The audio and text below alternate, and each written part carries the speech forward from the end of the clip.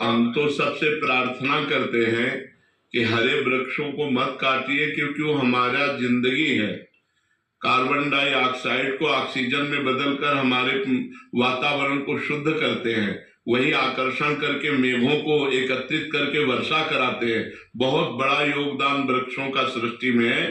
तो सबसे प्रार्थना है कि वृक्षों को बचाइए, वृक्षों को लगाइए, वृक्षों का सिंचन कीजिए। वृक्ष हमारा जीवन है, हमारे लिए बहुत बड़ा योगदान है वृक्षों का।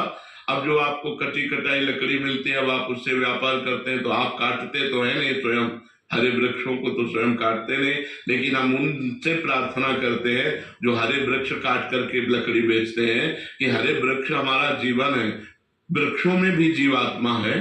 देखो ना, एक डाल को आप अलग कर दो, सूख जाएगी, है नहीं? तो उनमें भी जीवात्मा, वो जड़ से उखड़ जाए सूख जाएंगे, उनमें जीवात्मा बहुत बड़ा लाभ है। आजकल लोग समझ नहीं रहे। जो मनावे, जहां जगह खरीदी पहले वृक्ष काटा, फिर वहां बिल्डिंग बनाई। तो बिल्डिंग से वातावरण बिगड़ता है, वृक्ष से वातावरण बनता सुधरता है।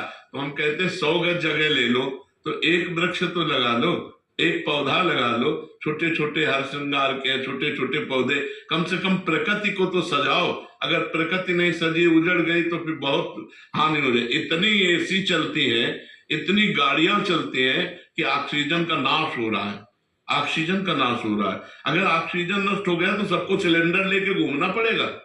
समझो, जीने के लिए मुंह में लगाकर हाथ में सिलेंडर लेके घूमना पड़ेगा अगर वातावरण में ऑक्सीजन खत्म हो गया। ऑक्सीजन प्रदान करने, अब जैसे बड़े बड़े पीपल के वृक्ष हैं, ये 24 घंटे ऑक्सीजन फेंकते हैं, कार्बन डाइऑक्साइड को सोखते हैं और ऑक्सीजन फेंकते हैं। अब बड़े बड़े वृक्षों का हनन हो रहा है, क्योंकि लकड़ी तो बड़े ही वृक्षों से आएगी ना, जो पुराने वृक्ष हैं। एक पौधा जैसे बरगद का लगाया तो 50 वर्ष तक वो ऐसे हो पाता छोटा, 100 वर्ष में वो जाके पेड़ बनता है जाकर के। अब लोगों को जब लकड़ी चाहिए तो ऐसे ही वाले को काटेंगे। तो एक वृक्ष को लगाना और पोषण करके 100 वर्ष तक सब संभालना कितना कठिन होता है। और काटने में 1 घंटा में नई नई मशीनें चली, काट करके फेंक दिए सब। तो हमें लगता है हरे वृक्षों की रक्षा कीजिए, हरे वृक्षों को लगाइए, हरे वृक्षों का पोषण कीजिए। वो हमारी जिंदगी है, हमारे समाज को, हमारे वातावरण। आज जो कैंसर बढ़ रहा है ना, उसका कारण यही, जो वातावरण दूषित हो रहा है, खान पान दूषित हो रहा है, अधिक से अधिक केमिकल डाले जा रहे हैं खान पान पदार्थों में, वही जाकर कैंसर पैदा कर रहे हैं। तो बहुत शुद्धता से जब हमारा वातावरण, खान पान सब होगा तो हम जी पाएंगे, नहीं तो हम जी भी नहीं पाएंगे, बहुत परेशान हो जाएंगे। उसमें आपका कोई दोष नहीं है।